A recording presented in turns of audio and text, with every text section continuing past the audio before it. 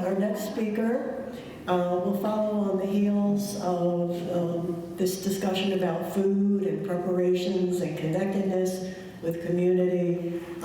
Sally Fallon. And Sally is known to many. She's president of the Weston A. Price Foundation, a nonprofit nutrition education foundation. She's dedicated to returning nutrient-dense foods to American tables. She is also the founder of a campaign for real milk, which is about raw milk. Author of the best-selling cookbook, Nourishing Traditions and Others. And she and her husband, Godfrey Morrell, are owners of the Fallon farmstead in southern Maryland, which produces raw cheese and milk and from pastured cows, pastured meats, and grass-fed poultry and eggs. Sally?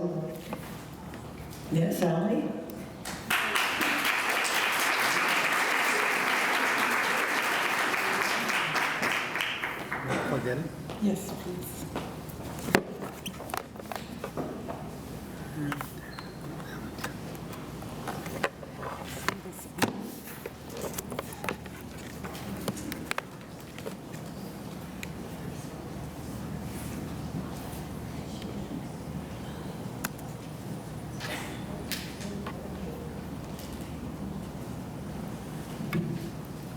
Okay, so we should be on.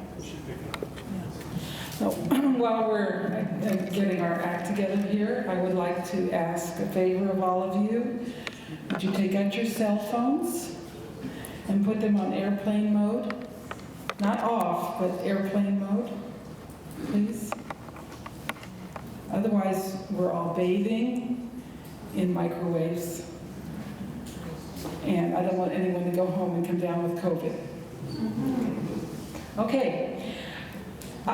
What I'm presenting this afternoon, I usually have 4 or 5 hours to present, and I only have a half an hour. What I'm going to try to do is give you just the basics about what we teach in the Weston A. Price Foundation, and then how that segues into the local food movement and what the Weston A. Price Foundation is doing to create a secure local food movement. So Weston Price was a dentist who wrote this wonderful book, Nutrition and Physical Degeneration. It chronicles his travels to remote parts of the world during the 1930s and what he found there. And he also took a camera with him. What he found was a pattern among people who had not been exposed to what he called the displacing foods of modern commerce. He found beautiful facial structure. Everybody had naturally straight teeth. Nobody needed braces. There were no cavities. Had excellent dental health. And then excellent overall health. The teeth are a mirror for the rest of the body. So they were strong and had good physique, good posture. They seemed to be immune to any kind of disease. And another observation that was frequently made was that the women gave birth to children without any pain. Very easy childbirth. So these are, and please don't worry about this word primitive. Dr. Price used it as a compliment. And what he said was, the primitive people and their wisdom is more important for us to learn for our survival than anything that we could teach them. A very enlightened view. So these were Seminole Indians in Florida, living off of game and fish. Always primitive peoples ate the organ meats. They ate the whole animal. The pattern that he found was that within one generation of switching to processed foods, the children who were born after the parents changed their diet had narrow faces, crowded and crooked teeth. They were more vulnerable to disease, especially tuberculosis. And since we're talking about viruses and infectious disease here, he did not believe that tuberculosis was caused by any kind of infectious organism. He believed that tuberculosis was, that the root cause of tuberculosis was the malformation of the lungs, just like the malformation of the face. The lungs were not as strong and capacious. I just read recently that the number one factor in predicting longevity in people is the size and capacity of the lungs. Kind of interesting. Okay. Sal Sees, this is my favorite page in his book. Look at the beautiful facial structure of these young men, how broad their faces are. And they're happy. You know, our teenagers aren't happy. These young men are very happy. This diet was based on seafood and pork. Pigs were a sacred food. They especially valued the fat and the blood of the pigs, and they always ate the organ meats. Oh, and they also, shark liver was a sacred food for these cultures. Same pattern everywhere he went. Within one generation, when they switched to the displacing foods of modern commerce, the facial structure changed. The faces became more narrow. The teeth became crowded and crooked. They became prone to tooth decay, prone to disease. And if this diet went on for several generations, there were no more children. The complete infertility. This is a woman in Southern Maryland, 1870. I want you to look at her face. Look how round her face is. That's normal development. That's what's in our genetic code. We're all programmed to look like this. But whether or not the genetics is manifested depends on the building materials. And this woman had very good building materials in her Southern Maryland diet. Seafood, of course, oysters, shad roe, very nutrient-dense food, fish eggs, pastured butter, lard, and pork. They weren't using vegetable oils. They were cooking in lard. Pastured lard is a very rich source of vitamin D, by the way. Chicken, beef, and game, and raw milk. I interviewed one of her descendants in her 90s. She said, when we sat down at the table, there was always a pitcher of milk on the table. And of course, that would be raw milk. Another Chesapeake region woman, she came from Hampton, Virginia. Beautiful, you know, American beauty. Growing up on the foods that our ancestors had, starting with whole raw Jersey milk, butter and cream, shellfish, of course, fish eggs, meat and liver. All Americans before the Second World War ate liver because the doctors told them to. They told them to have liver once a week. Broth, fruits and vegetables. And another food that all Americans had before the Second World War was cod liver oil. It was a big public health campaign. It was in the churches. When you went to Sunday school, you got cod liver oil in the schools. And of course, when you went to the doctor, he gave you cod liver oil. And your parents gave you cod liver oil. We like to say that the teeth tell the tale. When the teeth of a child end up naturally straight and the child grows up with a broad face and straight teeth, it means there's going to be plenty of room for everything that's going on in the head, the pituitary, pineal, the hypothalamus. Sinus cavities will be capacious, ear tubes will be capacious, they'll be immune to what they call infection, okay? Good skeletal development, good musculature, keen eyesight and hearing. One of the first things that goes with the foods of modern commerce is the eyesight. Optimal function of all the organs, and also there's an emotional nutrition. Good nutrition feeds our optimism and our ability to learn, our outlook. And Dr. Price noted a very positive, cheerful outlook in these people. And finally, the pelvic opening, if the face is broad, the pelvic opening is round. That is the ideal shape for the child to get through. So childbirth is easy and painless. When the teeth are crooked and crowded, that's a sign that there's going to be compromise in the head, poor development of the muscles of the spine, poor eyesight and hearing, compromised function of the organs, and then what we have an epidemic of today, depression, behavior problems, and learning problems. And finally, the pelvic opening will not be round, it will be oval, and that makes childbirth very painful and life-threatening. This photograph perfectly illustrates the difference between normal facial development and what I would call modern facial development. The narrow face and the crowded teeth is kind of an adjustment that the body makes because the building materials are not strong. The bones are not strong. So Dr. Price came up with several principles for healthy, to be healthy, and for him, a sign of health was, what do your people look like? And the first principle was no refined or denatured foods. It was a rather short list in his day: sugar, flour, vegetable oils. Vegetable oils were just coming on the scene in 1930. These have never been in the human diet before. I'm calling them industrial seed oils. They replace the nutritious animal fats. They are extremely harmful on the cellular level.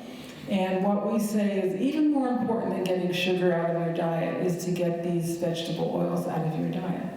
Canned foods and condensed milk. The cultures that had dairy herds were selling their milk to the chocolate factory and drinking canned condensed milk. This list is much longer today. We not only have refined sugar, but we have sugar on steroids, high fructose corn syrup, white flour, pasteurized and skim milk are not whole foods. We have the vegetable oils, the hydrogenated fats. I'm extremely concerned about protein powders, and they have snuck into so many processed foods. You can even buy these protein drinks, and I know a lot of people that have them for breakfast. They are very harmful. They deplete vitamin A. They are very toxic to the kidneys because in nature we don't find such concentrated protein. And then finally, all the additives and artificial sweeteners. The typical American eats 10 pounds of these every year. So Dr. Price, one of his most favorite sayings was, life in its fullness is Mother Nature obeyed. And if you're eating these factory foods, you're not going to live your life to the fullness. You will not be healthy. You'll not have a healthy outlook. Your brain will not work as well. You will not have the will to carry forward your life's work. Second principle, every diet contained animal products. This was Dr. Price's greatest disappointment. He had hoped to find healthy people who were only eating plant foods, and he had to admit that he did not. The healthiest people that he studied were those who had seafood in the diet, fish and shellfish. That's no problem here in Maryland. Birds, lots of different types of birds, ducks, geese, and everything, and not the skinless breasts of the chicken. What they wanted was the organs, the fat, and the skin. That's where the nutrition is. It's not in the muscle meat. Same with red meat, various types of meat, beef, goat, sheep, game, or organ meats and fat preferred. When hunting was good, they ate the liver, the marrow, the brain, and the tongue, and threw the rest away. And if an animal didn't have any fat on it, it was called rubbish and thrown away. They always ate fat with the meat. Those cultures that had dairy herds were superbly healthy, usually had no cavities at all, but this was raw milk or cultured milk, and eggs from birds outdoors. Reptiles and insects, that's not part of our diet, and I'm not saying that you have to eat reptiles and insects, but they were definitely part of many traditional diets. So there's certain nutrients that we can only get in animal products. I don't have time to go into these in great detail. We'll talk about vitamin A and D in a moment. But I do want to say something about cholesterol. Cholesterol is a nutrient for growing children. Growing babies do not make cholesterol, and they need a lot of it for the development of the brain and nervous system and the gut and hormone production and so forth. And mother's milk and raw milk are very rich in cholesterol and have special enzymes that help the baby absorb all the cholesterol. Modern formula, so-called scientific formula for our human babies, contains no cholesterol. It's made with vegetable oils and skim milk. Okay.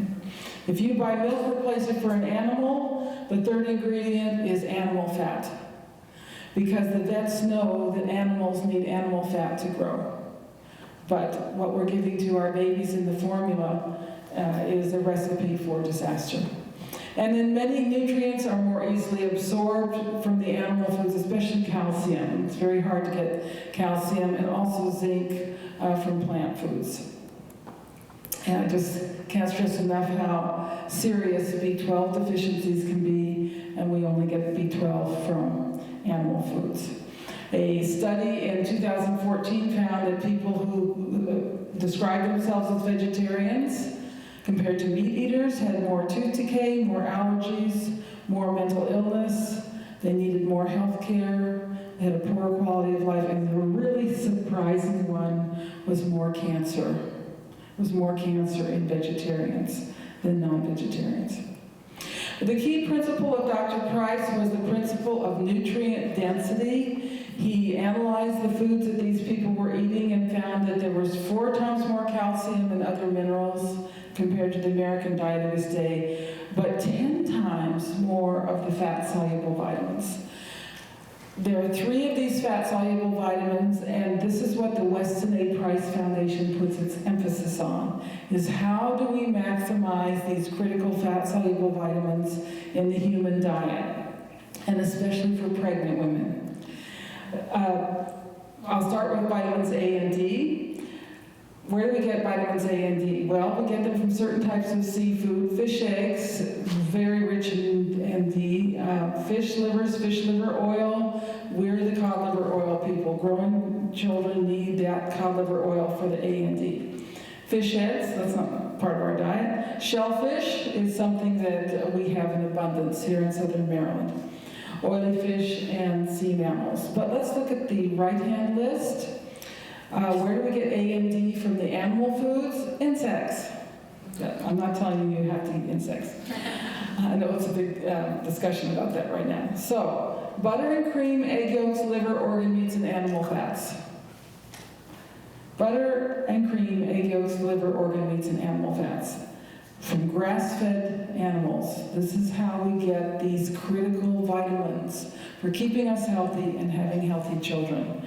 What do you notice about this list? These are all foods they're telling us not to eat. These sacred foods have been demonized. Oh, don't eat butter and cream, it's full of saturated fat, and the egg yolk's too much cholesterol. If you eat liver, you're going to poison yourself. And whatever you do, don't eat animal fat. Okay? The very foods that we need to be healthy have been demonized, and that is the purpose of the Weston A. Price Foundation, is to bring some sanity back into the way we eat. Dr. Price called these vitamins activators because you cannot absorb any minerals in your diet unless you have A and D in your diet. So the minerals go to waste. Well, we think of the house as a temple, or the body as a house or a temple. The mortar are the fat-soluble vitamins, and the bricks are the minerals. And that's how we build a good, healthy body. There's a big myth that you can get vitamin A from plant foods. If you go to the biochemistry textbooks, you'll read there's no vitamin A in plant foods. What's in plant foods are the carotenes, the precursors. Humans can convert these a little, but we don't do it very well. And about half of all European women lack the enzyme completely to make vitamin A from plant foods. And vitamin D, the myth from vitamin D is you can get vitamin D, just go outside 10 minutes every day and you get all the vitamin D you need. We can only make vitamin D when the sun is directly overhead. In this part of the world, that's July and August at midday. I don't want to go out in the sun at midday in southern Maryland, believe me. So people got these from the foods. In the American diet, the diet that gave us that beautiful face in the 1870s, woman, how did they get their fat-soluble vitamins? Butter, eggs, cheese, cream from pastured animals. We took cod liver oil, and also liver and other organ meats, and sausage, pate, liverwurst, and of course here in Southern Maryland they got their liver in scrapple. How many of you eat scrapple? How many of you know what scrapple is? Okay. And Americans cooked in lard. Lard is a superbly healthy fat if those animals have been raised outside. I love this old ad. They're happy because they eat lard. Vitamin D in lard helps the body make neurochemicals that protect against depression.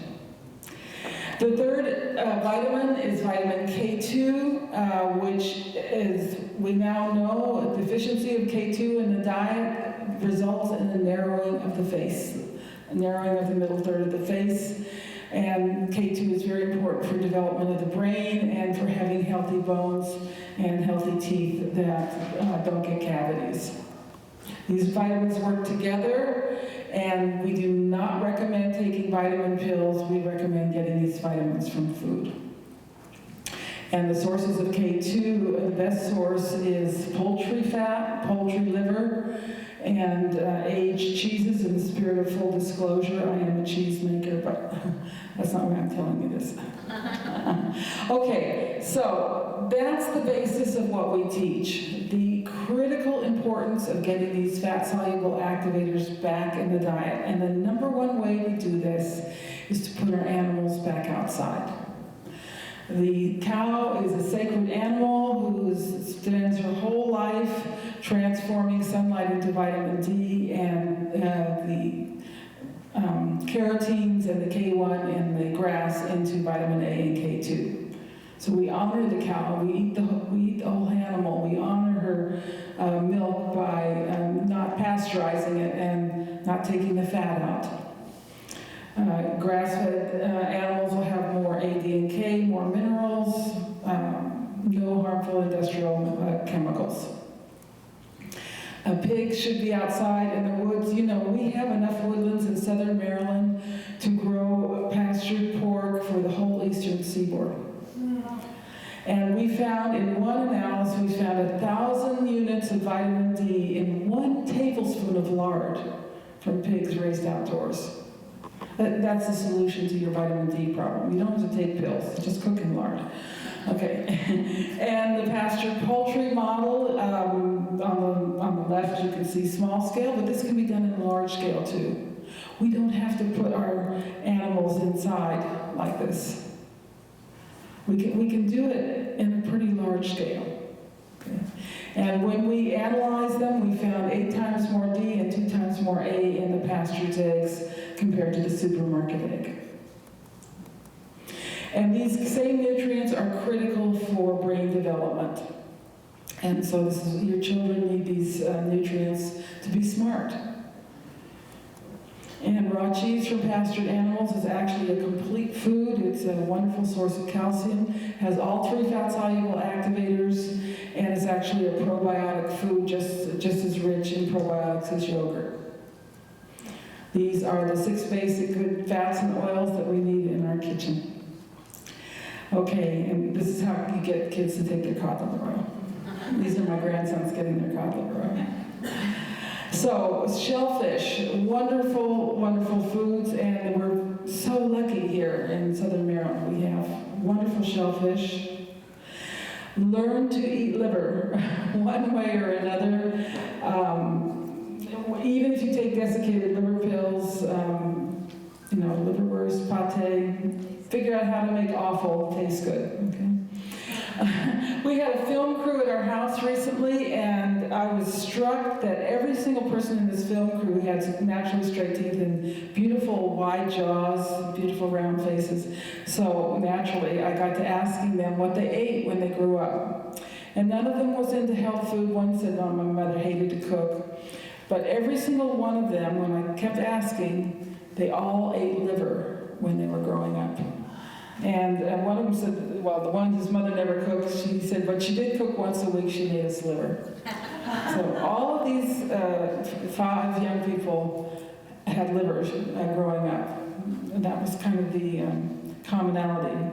So no food is higher in liver and nutrients than liver compared to even red meat, but certainly compared to fruits and vegetables. And scrapple is made with the scraps of butchering the pig, and it's with broth and cornmeal, and you cook it in lard. It's an absolutely delicious way to get your organ meats. The other subject I want to touch on very briefly is the subject of raw milk. Weston A. Price Foundation has been the leading advocate for raw milk in the past 23 years. In 1998, we set up a campaign for real milk, and we have a website for it. And I just want to show you some studies. The rat on the top got only raw milk, the rats on the bottom got the pasteurized milk. The ones who got raw milk had longer bones and much denser bones. And of course, this starts from childhood. You want your kids to have good, strong teeth and be tall and have good, strong bones. Give them raw milk. This study found that animals given pasteurized milk had calcium in the soft tissues. So the calcium wasn't going to the right place, the bones of the teeth, where it belongs. And this study showed that rats that got raw milk were vicious, and they bit their handlers, whereas the ones who got raw milk like to be picked up and petted by the researchers. The number one testimonial we get from parents when they just make one change in the diet, they switch to raw milk, is an improvement in their children's behavior. I had a father once tell me, he said, I really didn't like my kids until we started giving them raw milk. So now they're great kids, they're just great kids. Another thing in raw milk is glutathione, which is a key component for detoxification. That is destroyed by pasteurization, and we certainly live in a toxic world today. So raw milk, I'm just passionate about making sure that all the children in this country have access to raw milk. It's my number one goal in life. It is such an important food for them to grow up healthy and strong. A recent study, 2019, found that any kind of processing, boiling, spray drying, freeze drying, and microwaving resulted in significant degradation and oxidation of the milk proteins. And when fed to rats, this processed milk protein caused damage in the plasma, liver, and brain, and adversely affected learning and memory in the rats. Meanwhile, consumption of pasteurized milk is going down relentlessly because it's allergenic. The kids can't handle it. Anyway, our goal is healthy children. Here's one of our Weston Price babies. They're just great blessings to the family. They're the ones that are going to get us out of all these problems that we have in the world, is these healthy babies. The Weston A. Price Foundation is an educational foundation. We have a lot of materials. I have some over there. We publish a shopping guide to help you find good foods, foods that we approve of, and it's updated every year. We ask you all to take the pledge. The pledge is to spend 50% of your food budget on local foods, especially pastured animal foods. And one of the ways we help you find these foods is through our campaign for real milk. We've just updated our website. You can go put in Maryland, and believe it or not, there's a lot of raw milk available in Maryland. Our farm got the first raw milk permit in Maryland. We are allowed to sell raw milk if it says for dogs and cats on the label. There's no law against eating pet food, though. So there's now about 3 dozen dairies or farms in Maryland producing raw milk. It is there for you. And our local chapters, do you have any local chapter leaders here?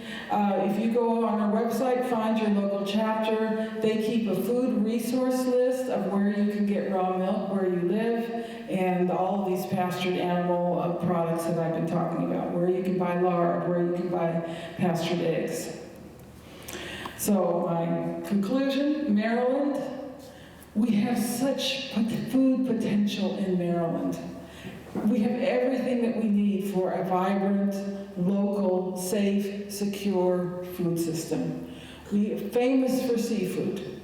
We have a wonderful climate and grazing land for meat or dairy. Nobody has to irrigate here. And we get consistently 4 inches of rain every month. It's just perfect dairy country here. And yet we're down, Maryland's down to about 250 dairies from a high of 6,500. We have extensive woodland for hogs. We should be raising hogs for the nation here in Maryland. And coming soon to Southern Maryland, we are getting a USDA-inspected abattoir and food processing center, which is going to be a huge boon to grass-fed farmers and people growing meat and doing the stuff we're doing. The rest is up to you. Whether this is developed is up to you. So again, please take the 50% pledge. You know, your food budget is really powerful. And if you just spend 50% of it going to local farms, it can make a huge difference here in Southern Maryland and provide us with a safe, secure, healthy food supply. Thank you.